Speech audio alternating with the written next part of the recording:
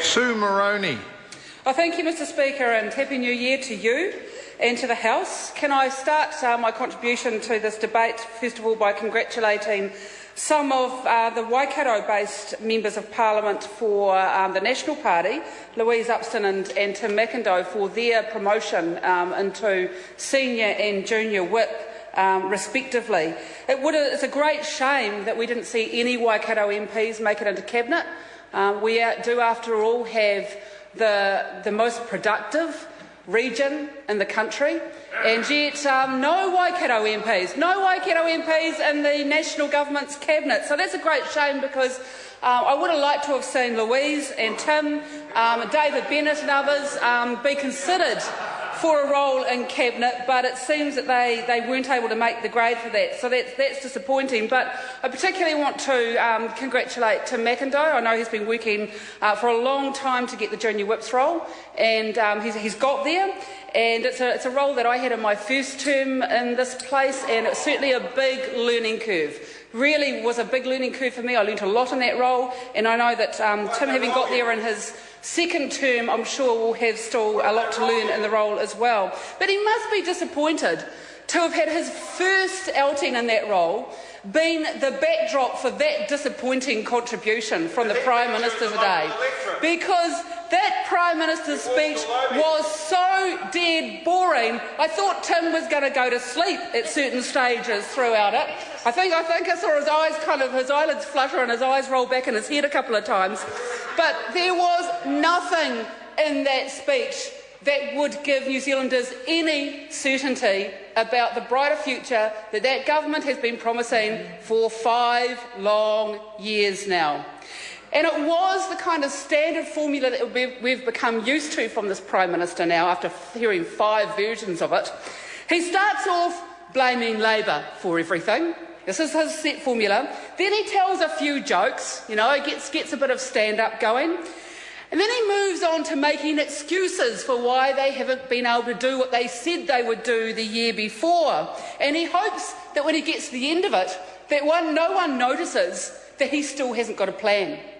After 5 long years, he still has no plan. And it's a bit like Groundhog Day, because contributing to this debate a year ago, I was saying this is the year the government has to turn the economy around. It has to get jobs going. This is the year that there are no more excuses for that government. There are no more excuses. And here I am again, 12 months later, saying exactly the same thing, because the government failed.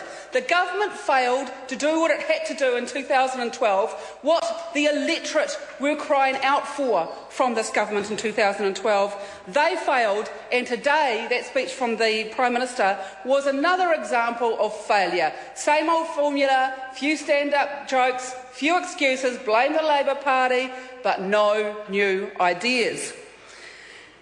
And it's listening to some of the other contributions that have happened, I noticed when I listened to Jo Goodhue's speech, when she kept promising that she would talk about her portfolios in her speech, she talked about health quite a lot, and she talked about older people, but she didn't have anything to say about women, and she is the Minister of Women's Affairs. We are 51% only of the population, and she couldn't find anything to say about that government and its performance with regard to women and their families. But there's no surprises there, because it's this side of the House. It is Labour that understands the pressures on families today in New Zealand, and that's demonstrated, absolutely demonstrated, by our commitment to bring about a proposal for affordable housing, because we get it.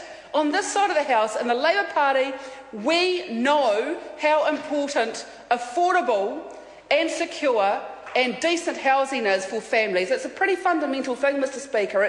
If you haven't got that right, if you haven't got decent housing, then it's no good having any of the other cycleways or, these sort of frippery sort of plans that the government comes up with from time to time, these one-off shots.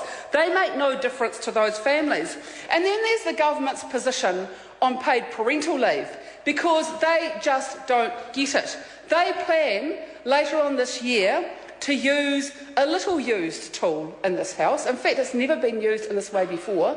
They plan to use a financial veto against babies, for goodness sake. That's what they plan to do. They've told the electorate that even though my bill to extend paid parental leave to 26 weeks, 6 months, based on getting good breastfeeding patterns going and all those things that we know are good for future generations, they have said, despite the fact that my bill has majority support in this House, they will stop it in its tracks. I'm going to ask the government this year to play fair. Play fair on behalf of families, because this House will pass with a majority the extension to paid parental leave, and I'm asking that government to actually go and talk with families, find out how important this is for them, listen to the submissions on the Select Committee, and lift the threat of a financial veto against those families and those babies and our future. And then there's the Christchurch rebuild that we just heard the previous speaker speaking about, and I got pretty excited when he talked about a Canterbury Skills Hub, because I thought finally the government's got it that we need skills development in this country, that there would be training on offer for all of those young people who are crying out for a direction in our country, but they're not going to get it from that government, because it turns out the Canterbury Skills Hub is actually about working out how many migrant workers we need to actually rebuild Canterbury, and it's not about Kiwi workers at all. So that's extremely disappointing, because that government had plenty of time. They had 2 years to work out from the time those earthquakes happened. They had 2 years to get apprentices going, to get apprenticeships under their belt so that they could be rebuilding Christchurch. Those young people who are without hope because of that government's lack of action on issues like the Christchurch rebuild, well, they have no excuse for that. They knew that was coming up. They knew the rebuild was going to be important to this country. They knew that there were many young New Zealanders looking for the opportunity to be trained, and they failed to do it. But I think the biggest joke, the biggest stand-up part of the comedy routine from the Prime Minister this afternoon has to be when he talked about education. Because everyone knows that the national government does not understand just how important a quality education is to families in New Zealand. For many families, that is the thing they rely on for the next generation. I know of families who will go without many of the necessities of life to ensure that their children get a decent education. That's how strongly many low-income families in particular feel about education, and so they should. But what have they had from that government? They have had attack after attack after attack on our quality education system.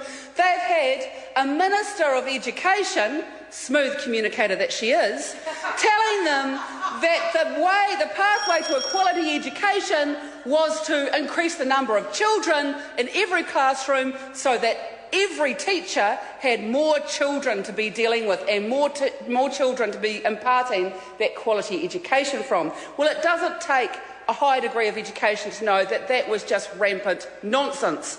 But such a smooth communicator as Hekia Parata, she managed to convince the entire National Party cabinet that this was a great idea. It wasn't just her. The entire National Party cabinet agreed that increasing class sizes was a great way forward for our education system, and the shame of that, Mr Speaker, is that they still believe it. They couldn't get away with it, but they still believe it, and they will find a way to revisit that when they can. And of course it all started with them diminishing early childhood education quality by cutting $400 million out of early childhood education in Budget 2010.